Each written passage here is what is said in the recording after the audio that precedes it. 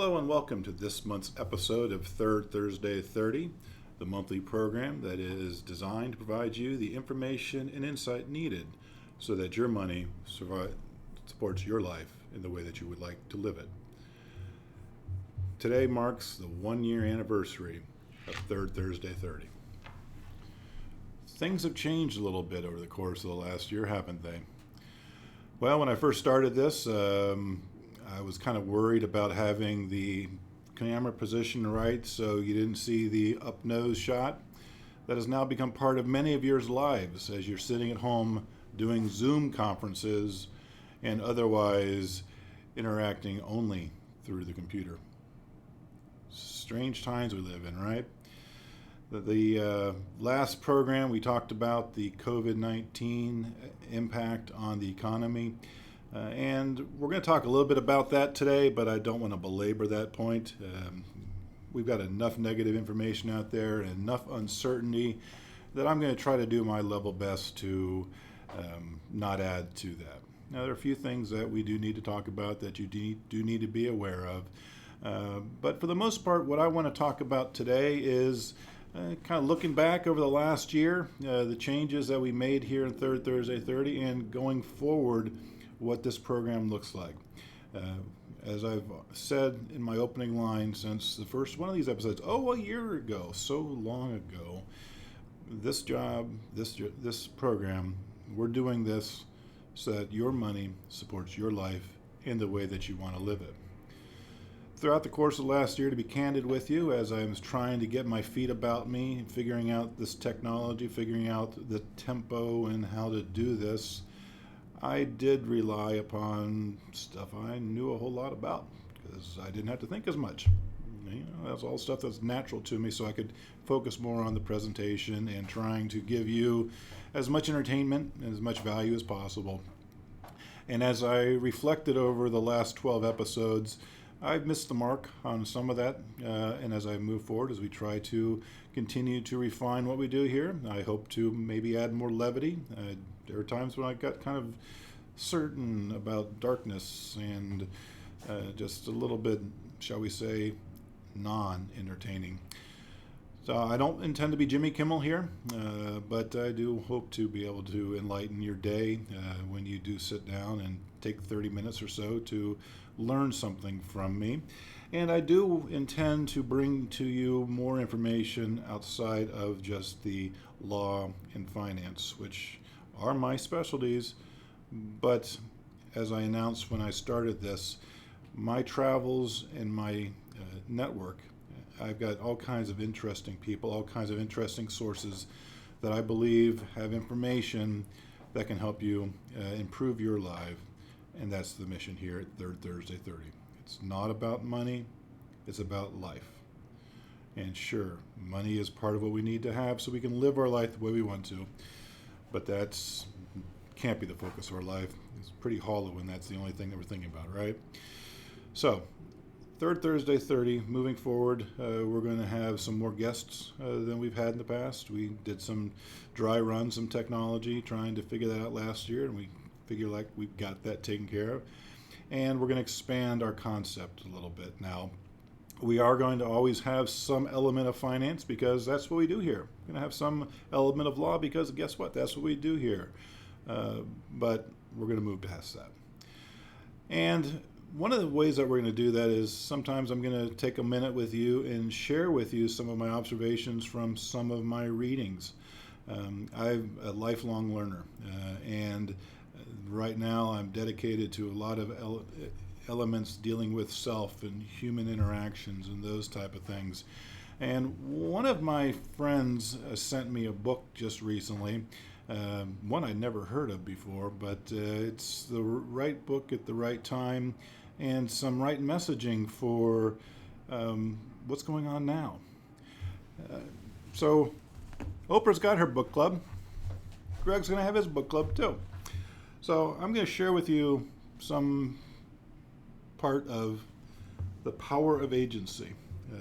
This is a book that's written by Paul Napper, a PsyD, as well as Anthony Rowell, a PhD. Got more letters than I got. but they know their stuff. And most importantly, their stuff is really kind of what we're all dealing with right now in the COVID world. So I want to share some of their observations with you. I'm just getting started in the book. I'm about a third of the way through it, and haven't gotten to where it gives me my epiphany yet, but I think that there's one coming.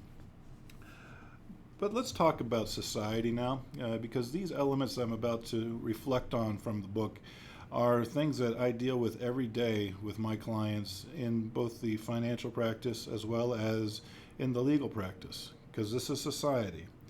So at the risk of kind of droning on a bit here, I'm going to read to you. Okay, this is show and tell time. This is like back in kindergarten when the teachers are going to read you a story. But I'm going to read a little bit here and reflect on this, okay? So they go on and state, we've been struck in recent years by a significant and troubling commonality in the way people from all walks of life describe the things that compelled them to seek a coach or therapist. Bullet point 1, they feel overwhelmed by life. Bullet point 2, they struggle to make choices and decisions. Bullet point 3, they often feel stuck, adrift, or thwarted. Any of you kind of feel that way out there now, especially over the course of the last 6 weeks? When we drill deeper, they often describe a burgeoning insecurity or anxiety, the source of which they can't quite identify. Those working full-time watch their calendars fill up months in advance, and those with children have a second and similarly demanding calendar. All talk about losing the power to cope with the daily flood of demands, emails, and the constant interruptions from electronic devices. Many report feeling unhappy where their careers have taken them. Note the passivity in this description.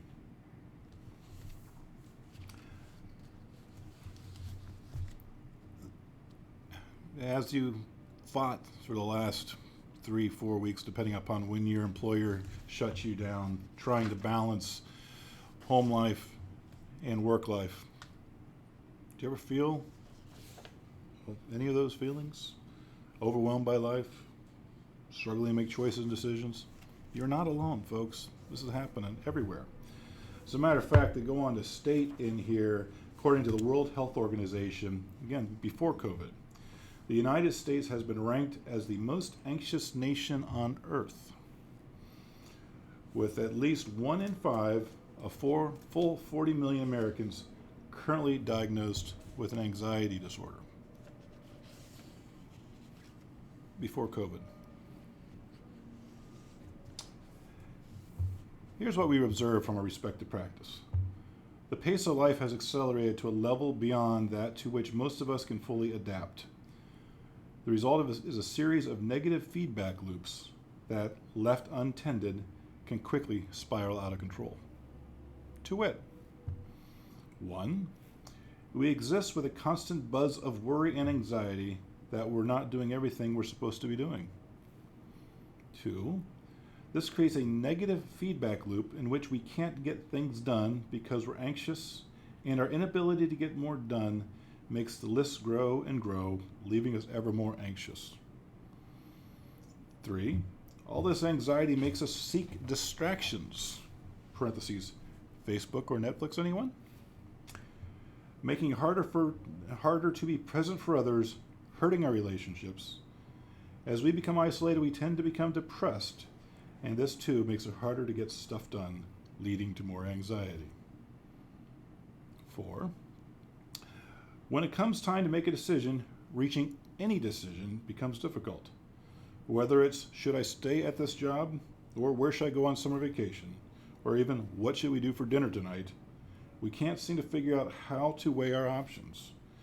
And so the deal doesn't get done, vacations aren't taken, and dinner is last minute and stressful. They sum up this agency term I've never heard. I didn't take psychology in high college. Maybe it's a known word in that era. I don't know. But what are the core features of agency? Agency is fundamentally the ability to slow things down, focus, and size up your current situation and make good decisions. This comes from developing a capacity to pause, reflect, and deeply consider where you find yourself.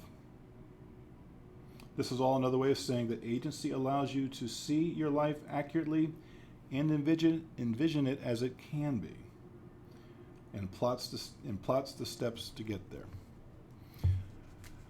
That part is resonant with many people that I talk to on a daily basis as we try to envision what their financial future looks like for them. What is that journey? It's easy to run numbers. Any number of financial advisors can run numbers for you. But it's those kind of core issues that are what adds to the quality of your life. And with the noise that we're all exposed to on a regular basis, as they are contending, and again, pre-COVID, this last 6 weeks has been brutal for many. And I'm not talking about health. We can't belittle that, but we'll go on. The pace of life, the pressures of life, people don't take the time to find some silence, to give themselves the ability to start thinking about those futures without the stress of the day. Part of my journey that leads us to now starting the second year of Third Thursday 30 involved a week retreat, a leadership retreat that I took.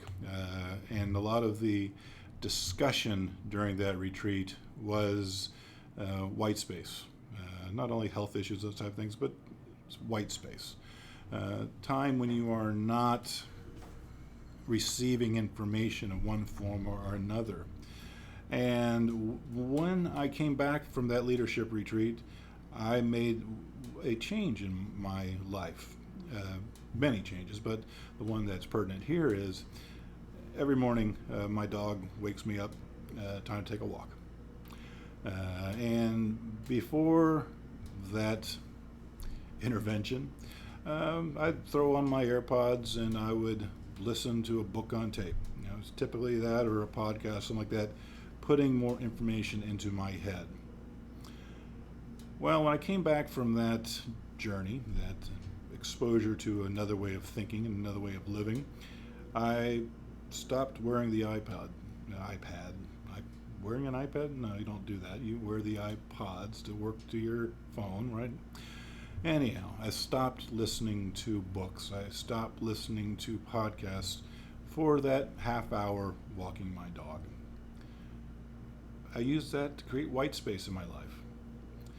And after a few weeks of doing that, I started realizing how many good ideas and how much insight and how much better I felt taking that 30 minutes a day and having silence.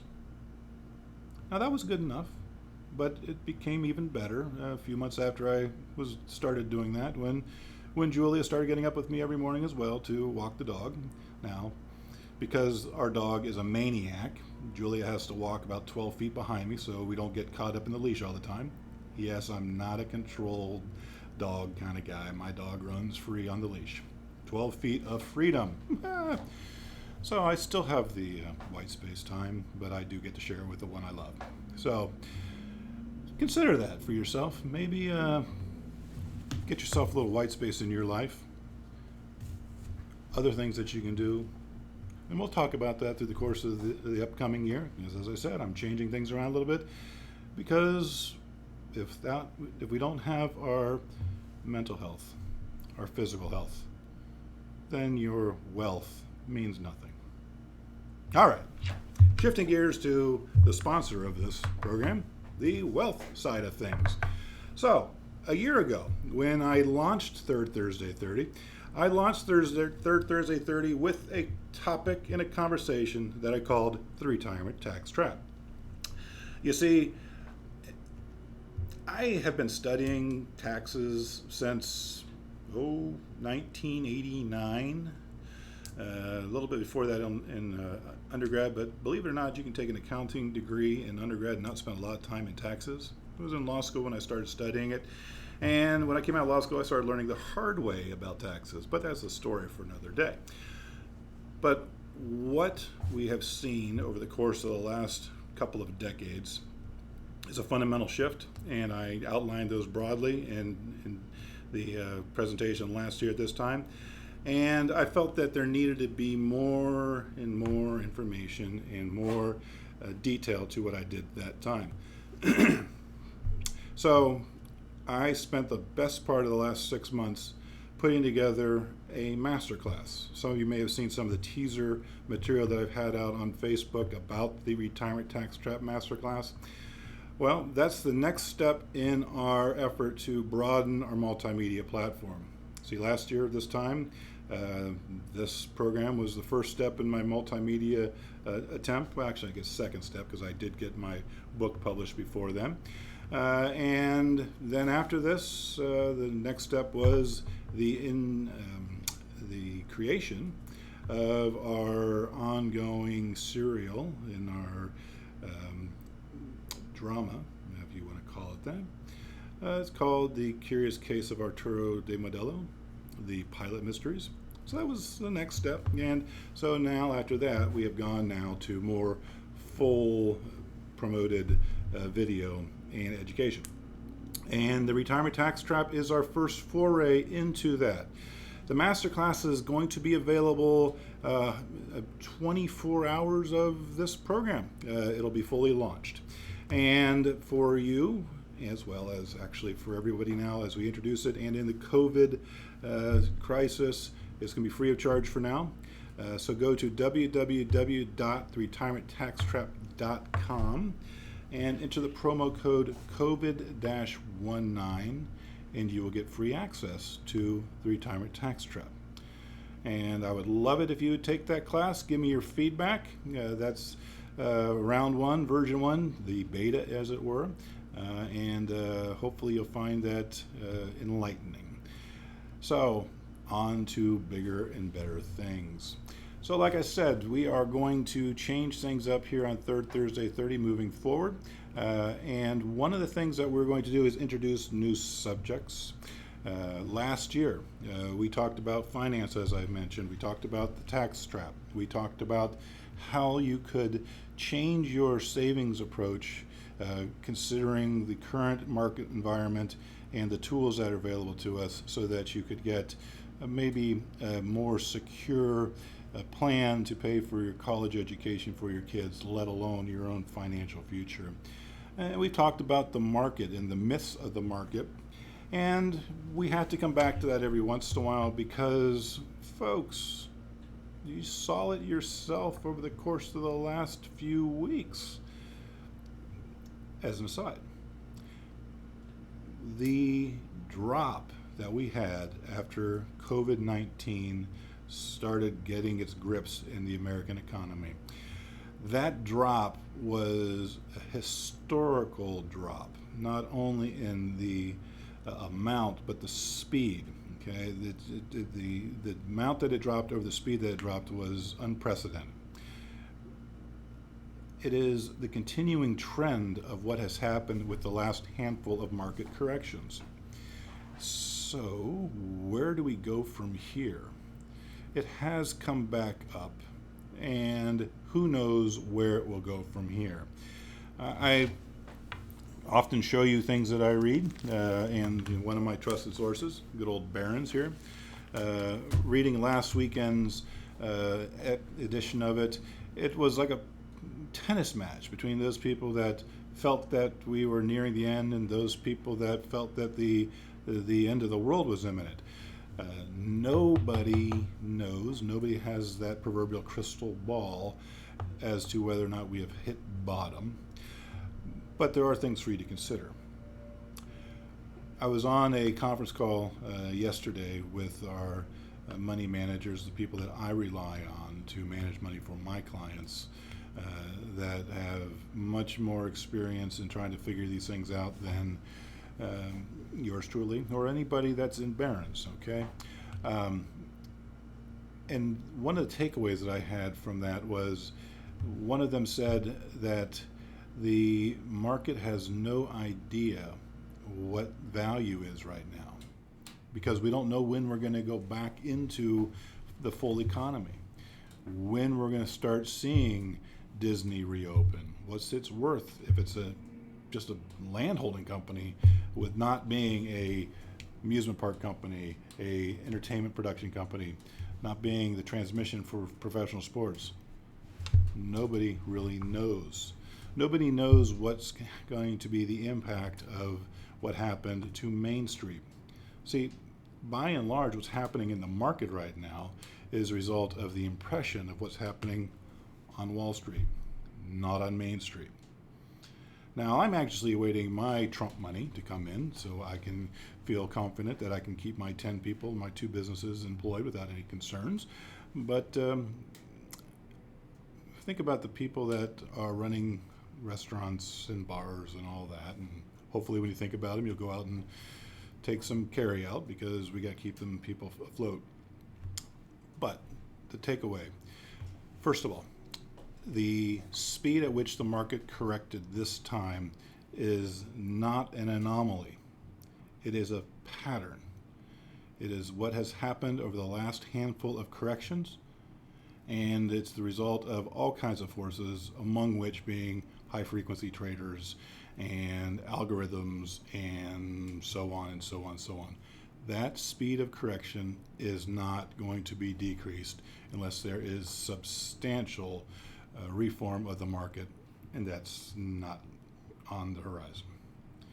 So if that rapid loss caused you more than a little bit of pain, you got to be thinking about ways to get yourself into a spot where you're not as directly impacted by that. That's one takeaway.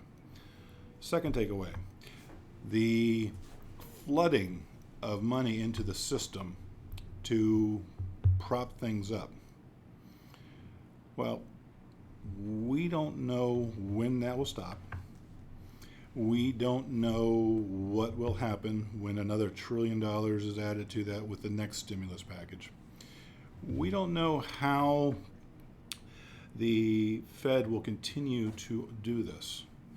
What I mean by that is, if it weren't for that swift, incredibly aggressive intervention by the Fed, throwing trillions of dollars at this, we would still be at a minus 35, minus 40 kind of position in the market.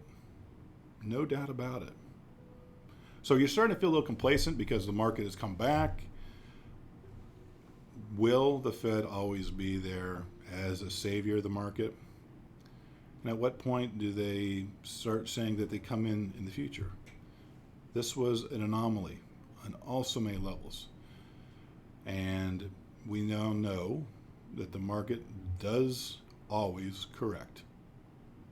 Every 8 odd years or so, we have a major correction. Going forward, will there always be the political will to intervene like there was this time? Speculation. Going forward, will there always be the available capital to print the money? Speculation. Will there always be black swan events that cause market corrections of significance? Not speculation. So, take some time. Find some white space. Think about your future. Pick up the power of agency. Think about your future. And ask yourself, are you properly positioned to withstand another economic black swan? It doesn't have to be a black swan, okay? That's the word for the real outliers. The 10-20% corrections are much more frequent. So, what's your gut tell you? Going forward, every 8 odd years, am I able to take this? Now, I've brought up a chart before throughout other presentations that reflected on the S&P 500 from 2000 to 2010, the lost decade. And what that chart showed is, depending upon when you began that 10-year period and when you ended it, the S&P 500, which is what they're referring to whenever the TV talks about the market, the S&P 500 or the Dow, which is what you think is what your investments are doing. During that 10-year period, that was flat, maybe a little bit positive, maybe a little negative, depending upon when you cherry pick the first and ending dates. As we go forward now into the 2020s, having one black swan, what's going to happen down the road? What's going to happen when the Trump Tax Cut and Job Act expires? What's going to happen the next time one of these economic events happens? Well, the market's going to go down. Will the Fed be there to bolster it? Who knows? So, Debbie Downer a little bit here. I told you I'd try to be more uplifting, so there are ways to protect yourself against that. And that's what I'm here for, to try to make sure that you're aware of these ways to try to protect yourself, take advantage of them where they're prudent. And I think the best place for you to start is by carving out some time with a cup of coffee, cup of tea, glass of wine, bottle of beer. Watch the Retirement Tax Trap, the Masterclass, at www.theretirementtaxtrap.com. Enter the promo code COVID-19 and get informed. And next month, we might be back on track, not talking about COVID and all those kind of fun things. But until then, be well, be informed, and enjoy your life. Best wishes.